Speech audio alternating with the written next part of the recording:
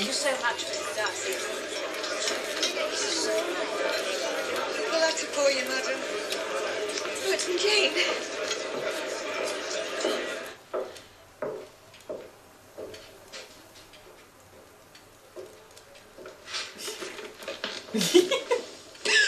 What's wrong? What's going on?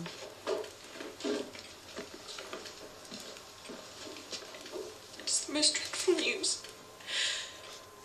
Lydia has run away. Oh, her sister. With Mr. Wickham. They are gone from Brighton to Lord knows where. She has no money, no connections. I fear she's lost forever. This is my fault. No, this is my fault. I might have prevented all this merely by being open with my sisters.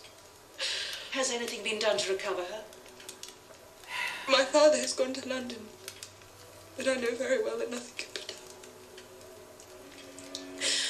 We have not the smallest hope. Wasn't he after money though?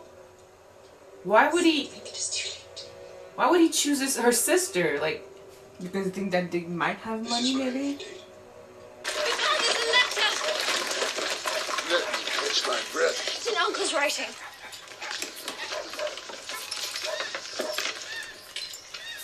Who's found them? They're married. I can't make out his Listen to sketch. me. They're married. They will be if Father will settle £100 a year on her. That is Wickham's condition. £100? He will agree to this, Father. Yes, I'll agree. God knows how much your uncle must have made on that wretched man. What do you mean, Father? No man in his senses would marry Lydia under so slight a temptation as 100 a year. Your uncle must have been very generous. You think it a large sum? Wickham's a fool if he accepts less than £10,000. 10,000? Heaven forbid. Father! Lydia!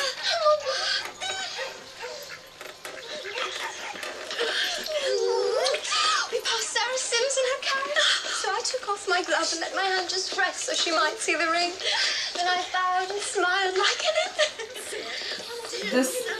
That sister, she seems impulsive, reckless, and childish. For the family, it's better that she's married than just she ran away with a man and now she can never marry another one because she's ruined. But Say my uncle was always in church and business, and I thought, who is to be our best man if he doesn't come back? Lucky he did come back, or I would have had to ask Mr. Darcy, but I don't think he'd like Mr. Darcy? Oh, I forgot. But I shouldn't have said a word. Mr. Darcy was at your wedding. He was the one that He paid? discovered us. He paid for the wedding, Wickham's commission, everything. But don't tell anyone, he told me not to tell. oh god, Mr. Darcy? Stop it, Lizzie. he paid for their wedding so that their story is not ruined. Shit. Even knowing that who the guy was, you know. He's here, he's at the door. Mr. Bingley. Mr. Bingley? Oh my goodness! Everybody behave naturally. You do not appear overbearing. Look, there's someone with him. Mama. Mr. What's his name? The pompous one from before. Mr. Darcy? Aha! Insolence. Two potential husbands. Keep still. Mary!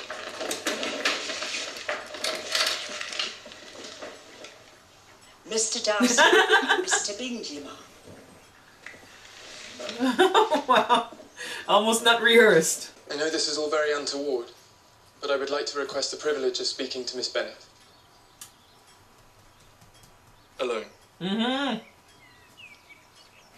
Everybody to the kitchen. Thank you. Immediately.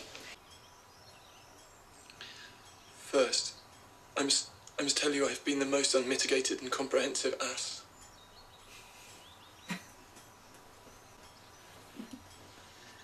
Oh my gosh.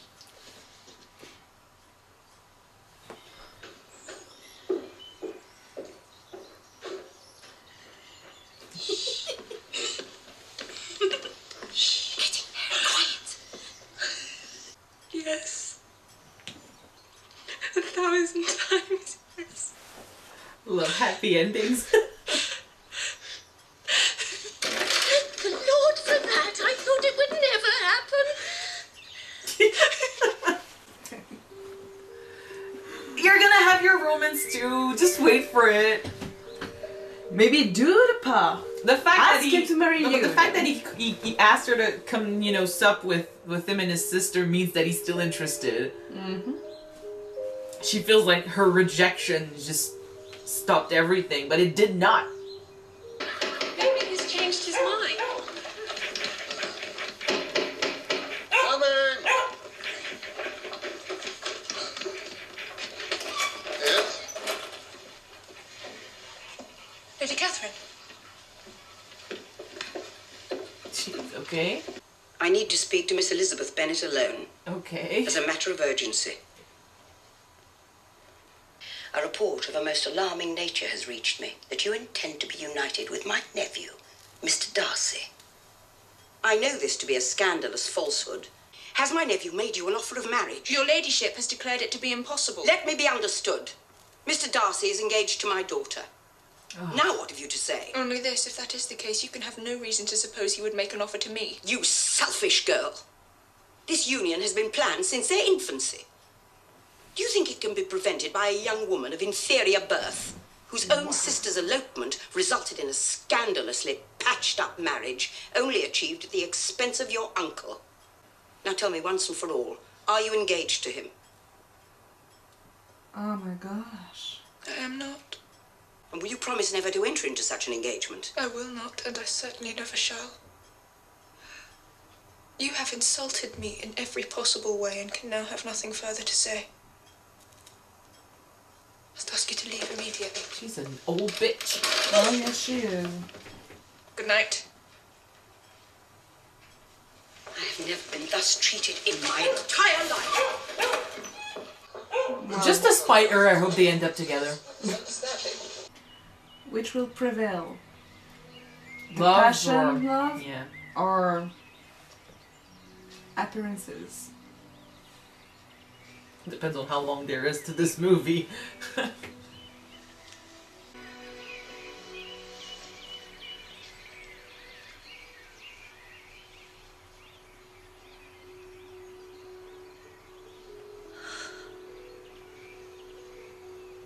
You could have picked a better time. Is it me who is looking not properly dressed?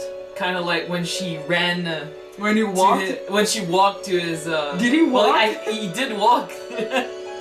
It's kind of a way of saying he doesn't want to be proper, just like she doesn't want to be proper, you know. I couldn't sleep. Nora, my aunt. Yes, she was here. How can I ever make amends for such pain? After what you have done for Lydia, and I suspect for Jane also, it is I who should be making amends. You must know. Surely you must know it was all for you. Of course it was for you. If your feelings are still what they were last April, tell me so at once. My affections and wishes have not changed. But one word from you will silence me forever. If, however, your feelings have changed, I will have to tell you. You have bewitched me, body and soul, and I love you. No. I never wish to be parted from you from this day on.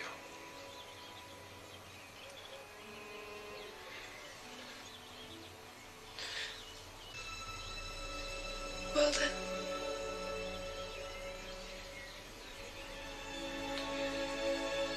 Your hands are cold.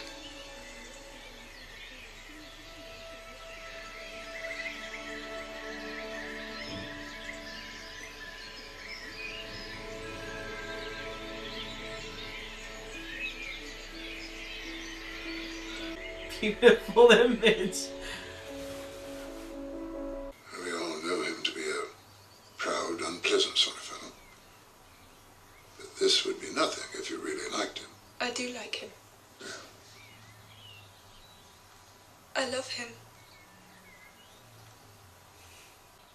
He and I are so similar. Yeah. We've been so stubborn. But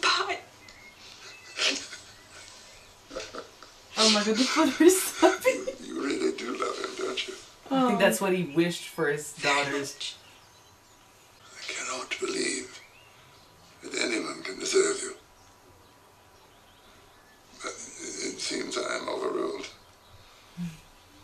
So, I heartily give my consent.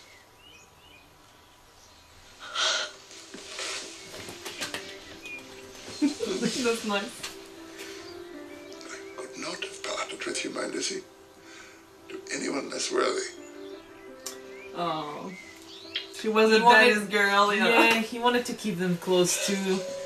But she was the most wildly spirit of his daughters. So for her to be in love with somebody else, it's like the best that he could wish for her. That's how he's different from the mom. Any young men come for Mary or Kitty, for heaven's sake, send them in. Quite at my leisure. The mom was so quick to send them all away because it meant so much to her. He wanted to keep them close. He wanted them to... Ah. It ended on a good note. Very good note. Fudge the hand, seriously. Yeah, fuck her. Fuck her, you can say it. Great acting though, but fuck her. I understand why so many people talk about this movie. You know, and this story. Sometimes in romance movie, you don't quite believe that how these two characters fell in love with each other because they don't take the time to let the romance blossom. You know, when it's true that eventually, normally in a love movie, it's love at first sight, or it's not explained. They don't spend much time together. And this one, and I know it's not the book, like I know it's not the most faithful adaptation, but we haven't read the book, so we're just, judging the movie. And I think that in the movie, they really managed it well, to show us how slowly it can develop, how, just the first time they looked at each other, that double look, that just, it happened in a second, but then that double look led to something which wasn't love, which was maybe curiosity, and then it was developed further and further, and it was never really the center of attention. It just happened as something else was going on. But I think it's the best way to show true love, because it wasn't forced, it wasn't expected, and it wasn't like too much in our faces, so we could enjoy how little and how slow it was going to develop, and we believed it much more in that in this way. I also like the fact that they well played on sometimes the first impression can be deceiving. Oh, like for with sure. Mr. Darcy, the first time we saw him, he was like a party pooper. He wasn't having fun. Like, that meme when God is rating somebody? He was cold. He was cold. He was looked cold. mean. No smile at all. Yeah. No dancing. It's like he didn't like enjoying himself. Yeah, he didn't like to have fun. Fun has been sucked out of him. And with the soldier, it was the reverse. He was playful. He was nice. He was joyful. The story is and he called, was a scumbag. The story is called Pride and Prejudice. Yeah. So, but yeah, and then later on, even when they managed to talk a little bit more, she learned that he was very judgmental about the women he liked. He seemed very against love in general because he broke up the sister and his friend.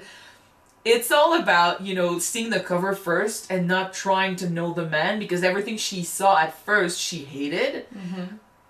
And with him, I think it was the contrary. He was interested, and everything would have been, a red flag when it came to her. But I think that because of that, he felt attracted, because she was so different from everyone else. Since she showed dislike, and she didn't stop from judging him back, and she didn't stop from criticizing him as well, when he was saying his stuff, and she didn't give a shit. She would say what came to her mind, and she was being true and honest. Yeah. Well, it was clear that she wasn't trying to marry him. She wasn't trying to get an engagement out of him. She was being true. She was lying about anything. She was being free.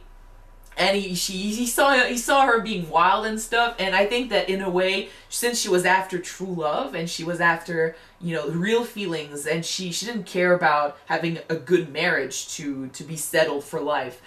And in the same way, he's feeling the same. You know, he saw a connection with her and it could develop. So where she basically judged him right from the get-go and she didn't like him, and then she learned to love him. He was interested right away, and everything she did to push him away kind of brought them together. So the more she pushed and the more he was brought back, yeah. Yeah, very well done. We talked a bit about the aspect of how things used to be back then for women. Yeah. And it's true that back then, women didn't have really powers in who they were supposed to marry, because as a woman, you need to marry to provide for your family. And you don't so you inherit try anything. to marry with somebody that is in a higher social status than yours, basically. Considering they don't inherit anything. Like the money, Yeah. the family money, the family estate, the house and stuff, it doesn't go to them. Like the family, they were well settled. You know, they were not rich,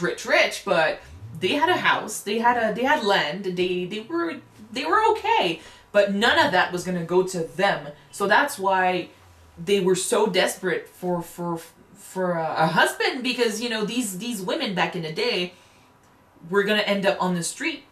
They were gonna end up left alone with no one to provide, no, you know, they were gonna have to find jobs, and jobs for women, it wasn't the best, you know, so they had no choice, and the whole idea of marriage became about, you know, money and status and social standing too, so yeah, so it sadly, because of that reality around women back in the day, weddings became a thing of obligation rather than love. So I definitely would have hated it. If I was still me back in the day, I would have hated it. But we can't really judge them, because that's how things were, you know? They didn't have a choice. Like I said, marrying someone with money or good standing was kind of how you survived back then as a woman. Well, yeah. At least I'm gonna talk about the cousin who tried so rudely to propose to Lizzie during the movie. At least when you were courting somebody, courting somebody, you took the time to know each other, and then you propose. So at least they were that, technically. Well, I mean, the sister Jane and her love interest were actually a good example of a marriage for money turned good. Yeah. Because they ended up loving each other, so it was a happy ending for them. And then the younger sister, Lydia, yeah. Her marriage though was the example that turned bad, basically. She ran off with a man. She would have destroyed. Sorry for my accent, guys. She would have completely destroyed her reputation, and her family's reputation, if she didn't marry. And he's a scumbag. Yeah. But we saw how he reacted to her being all playful and saying goodbye to the family members. He basically took her down and told her to sit down. But that's the thing, like, her situation to me is the bad side of those weddings, because she didn't marry because she loved him. She was one of the two girls who freaked out over the idea of finding a good suitor. She was like the mom, so she would have been a fangirl today. So it would have been almost like a girl today getting to marry her celebrity crush without actually knowing her celebrity crush. Yeah. So the guy was handsome, the guy was charming, and the guy was a soldier, so that's like, ooh, she freaked out, and she jumped on the chance of finding someone because she wasn't doing really well. I'm gonna be honest though, the younger sisters were very entitled and kind of spoiled to me. Well, that's kind of why they sent her away to Brighton, they said. Yeah. So, like, even the dad was like, they need to be, you know, they need to be taught, you know, how discipline, sort of, because this wasn't doing any good to anyone. And but still, they're basically the reason why Jane's proposal was postponed for so long, so yeah. Well, yes, because that's the thing. Since a wedding, like I said, in those days was for basically good standing, a good future, they were not hopeless, but desperate to get one. And in this case, they were too desperate to get one. And since Darcy was so for love and true love and no manipulation, no lies, no pretending, he was for romance, even though he didn't show it very well. He saw this happen, and he kind of advised his friend not to go for it, but he wasn't wrong about the two younger sisters and the mom. Like, that's what they want. They want a good wedding for the money, for the security, for the future. It's not about love. But, and as sad as it is in this movie, the reality of it is, I don't think a lot of people were marrying for love back in the day. You could develop it into love, but I don't think it wasn't about love. It was about survival. It was about doing your duty. Even for a man, like, you had to marry. It's just that for a man, it didn't matter how old you were. For women, the older you were, the less chances you had of finding someone. But for a man, you could marry, like, really late, as long as you did have children. I did say that when the friend said that she was 27, that she was very old for that age, because you were married at like 17 or 16 or 27, you're an old maid. Yeah. So she was very lucky that her husband was desperate to find a wife. It was a sad reality though for women, because it's basically saying that after 25 you're kind of I don't know, you're a lost cause. But it all goes to, you know, appearance and prime and stuff, and they liked younger girls. So younger girls who could provide a lot of children, and they had that youthful look and stuff. I'm not saying that it was the case for everyone. It's just that the older you were, the less attractive you were to a lot of people. Not because, you know, they were old and not attractive, but the older you are, the less chances you have of having kids. Let's be honest, the age expectancy of living wasn't really that high. Like, you live at 60 or something. Yeah, that too, but they didn't die at 30. No, not 30, but like. And like I said, 50, you know, 60, a woman can have children only so long, you know, and a man can have kids even in his 50s. So. True. That's another thing, you know, that a woman who's like 30 years old will have less chances of having a lot of kids than a woman who's 16. Yeah. So older men would marry younger girls because fetishes, beauty, kids, and younger girls would hope to get a husband no matter, you know, what husband they get, as long as he can provide, give them, you know, security, a house, and a future. Yeah. So that's why for this family who's basically made of women, it was desperation that led them to find these husbands. But I'm glad that in the end, at least 2 of the 3 that got married in this movie found true love, or at least love. And for the dad, you know, for being a man first of all, and being so. Not reserved, but he wasn't as involved in his family's affairs compared to the mom, for example. Yeah. So to see him cry at the end and laugh and smile at the idea of one of his daughters finding true love, it's sad for a dad, because I do feel like he wanted to keep his daughters around, you know? Well, I did say that she was our daddy's girl. Yeah. And because she was so different from the other sisters, she was... she was well spoken, but she was outspoken too. Maybe she said what was on her mind. But maybe he thought she was never gonna get married. That's the thing, because she was so against the idea of marriage for convenience. She was so fierce. Yeah, so she was. I think she had also said something in the beginning about her becoming an old lady, you know, with nothing, with no husband. Like she kind of accepted that was gonna be her reality, and I think he also accepted that, so he was always gonna have her. In a time where how she was doing stuff, she was not technically ladylike, you know. She's more of a modern type girl than Prejudice time girl, you know. Well, just the scene where she walks so many miles to get to her sister, and she comes in and her hair is down and she's a bit flushed and she's not proper, and the look he sent her, like, fuck, like that's not how women should have looked like, but that's a fierce, free woman, and that's why it's so significant that he did the same in the end. Oh yeah. You know, he walked to her place. He knew the effect she had on him. She did the same thing on her, and he did. But yeah, to have the dad, you know, cry and stuff, that was sweet, because it's also, you know, he's giving her away, so there's that. But it's also the fact that she found happiness, whereas she thought she was never gonna find it before, or she would have had to settle, you know, in order to survive. And now to know that she's found love, it's very sweet.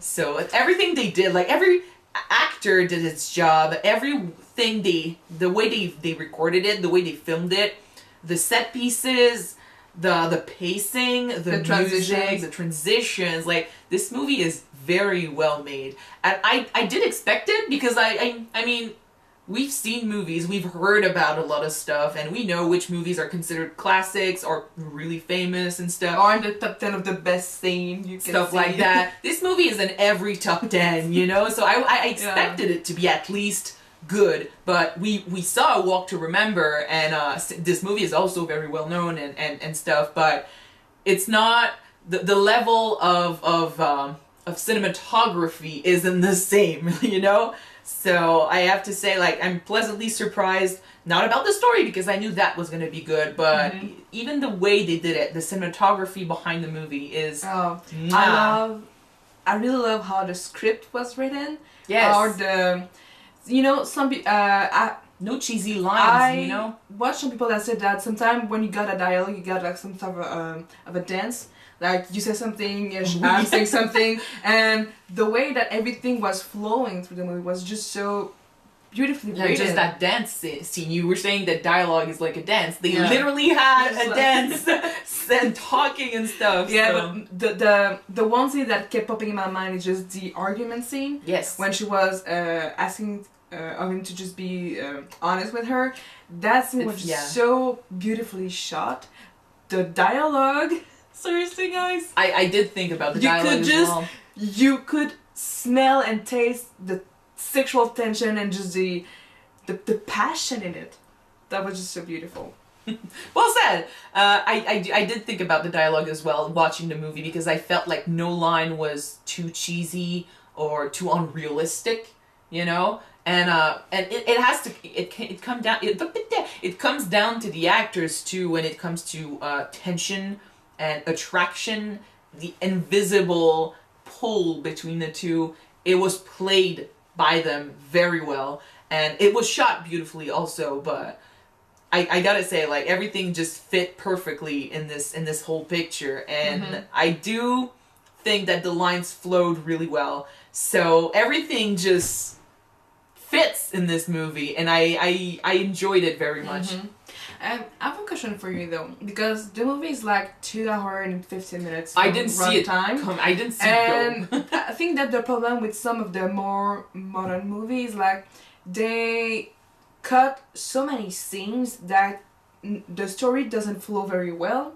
So do you think that movies should maybe just take more time to just tell the story? Even though that the movie is going to be long afterwards? I have always preferred longer movies for the sake of consistency, good writing, and, you know, just so we get to know the characters better. I know that one of you guys mentioned in the comments when I asked which movie you wanted us to watch today, I got told that there's actually a miniseries about Pride and Prejudice who was actually better, or at least more maybe accurate when it comes to the book than the movie.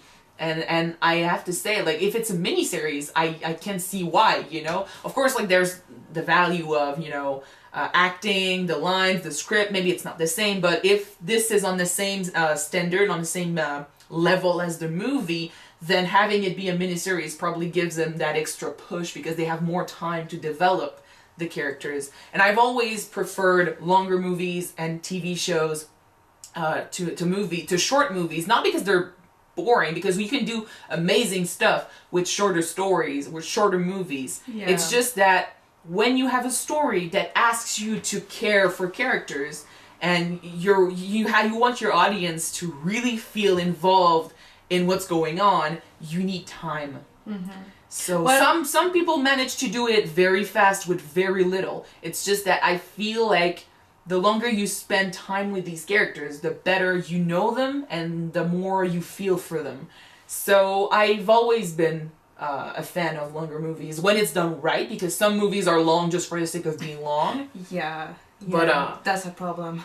Like, but I say that some short movies can do the same thing, but it's just more the story though difficult to achieve the same result, you know. But it depends on what the story is in the shorter movies, because some movies don't need for the movie to be 2 hours long, and other stories need their movies to be like 3 hours. It just depends on what you're trying to portray on screen, right? And I mean, like, yes, it depends, but I know that today, a lot of people are saying that today's society is always, and we've said it in other movie reactions, but today's society is very fast, you know, we want to be on our way right away, so longer movies kind of bore people, and after a while they kind of disengage from it, and we just want to move on to something else. So our attention span is so little that longer movies don't work anymore.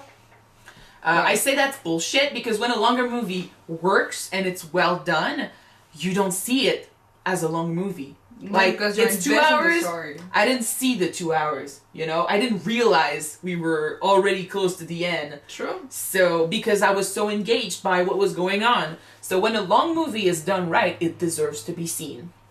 And I don't think anyone should ever say before watching the movie that, oh my gosh, this movie is so long, it's gonna be, you know, well, before. We typically saw that Go with the Wind was like maybe 3.5 hours long, so we said, yeah, we're gonna switch. That's not the same. The only reason we switched was because we don't have much time to do so many reactions. Yeah, we're gonna watch it someday. Eventually we will. But no, I do think that time is necessary to get to know these characters. And in this case, there was so much going on, and I think time gave that movie the opportunity to place stuff in the background, you know? To place little details that when you watch it again, you can notice them. And it's not too crowded either. You know, they placed it all there, and we don't pay attention to all of it, but it doesn't feel crowded. The pacing was really, really good. So that's because it's a longer movie. If it had been an hour and 30 minutes, it would have been so cramped, a lot of the emotion would have been probably ignored. Yeah. So still, it was a good movie. So that was a special Valentine's Day movie, guys. Thank you guys for voting for this one. Yeah. I'm glad we saw it. I hope you enjoyed our reaction to it. And like we said in the other YouTube movie reaction we did, which was for October, so Halloween. We do movies on Patreon, so if you're ever interested in watching 4 movies a week with us, just for the fun of it, you can check that out. The link is in the description. And other than that, we'll see you at the next opportunity we get to do a movie for you guys. Yep, April 1st. Bye, guys. It's coming. Yes. Bye, guys.